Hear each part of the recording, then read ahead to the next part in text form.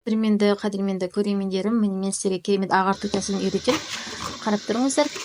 Ас содасын сағатын боламыз. Осылай саламыз. Бір қасық.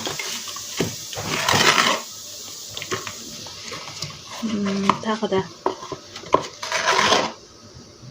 екінші қасық саламыз. Сосын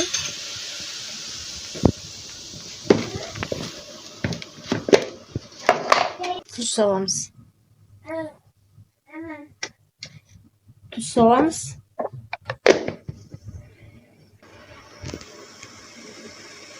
Қадірменді менің көрермендерім, міне қараңыздар. Сода мен тұзды қайнаттым. Енді үккіштен өткізген сабын. Осы сабында үккіштен өткіздім жартысын. Осының жартысын өткіздім ба?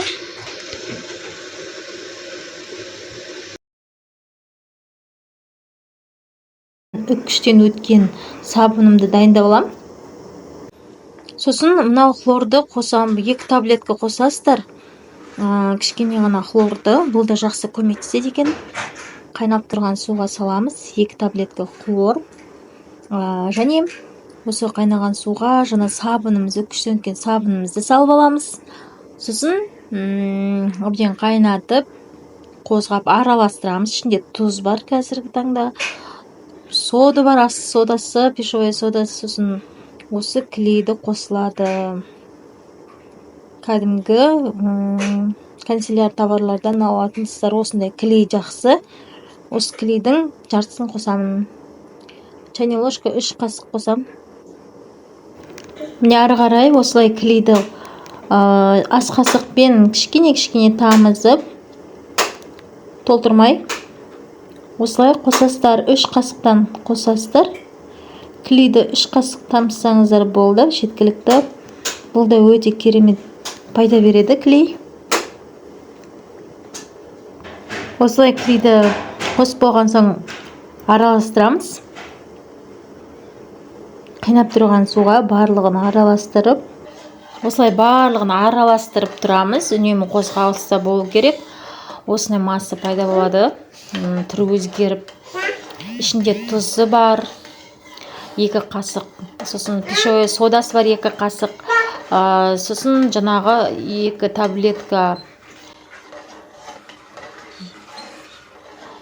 таблетка хлор, сабын, үккіштен өтілген жарты сабын бар бұнда, және клей бар.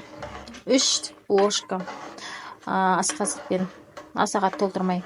Енді бисмиллах деп саламыз қазанымызды.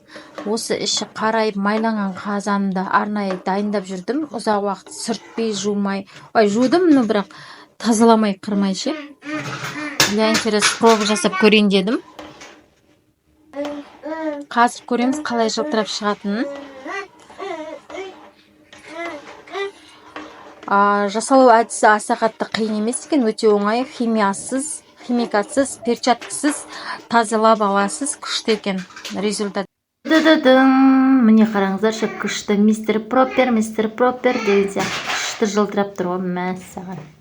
Результат өте тамаша екен. Бұған керек заттар қырғыш, жұмсақ тряпочка және үккіш керек болды маған. Міне қараңыздар, қандай күшті жылтырап.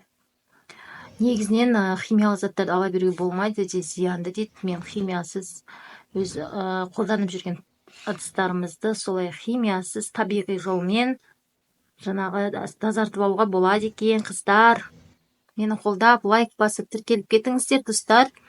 Алла разы болсын, рахмет. Әрқашан үйлеріңіз береке, ризық несібе мол болсын. Алла береке берсін баршаңызға. Рахмет қолдап кеткендеріңізге. Келесі видеомда кездескенше сау болыңыздар. Міне тамаша керемет көмектескен осы заттар. Мынау ферри, сода, пищевой тұз, қырғыш, тряпочка, сабын, губка, осылар. Бірақ мына қырғыш өте қатты мүжіліп кетті. Керемет тазаланды енді. Осы әдісті қолданыңыздар, керемет тамаша болады екен. Соңында қайнаған ыдыстан біраз жартысын төгіп, жартысын осы банкеге құйып алып қалдым. Келесі тазалағанда міне осыны арнайы тряпочкамен, қырғышпен алып қырып тазалап отырамын. Керемет нәтиже береді бұл. Мендер мені қолдап, тіркеліп, лайк басып кетіңіздер, рахмет.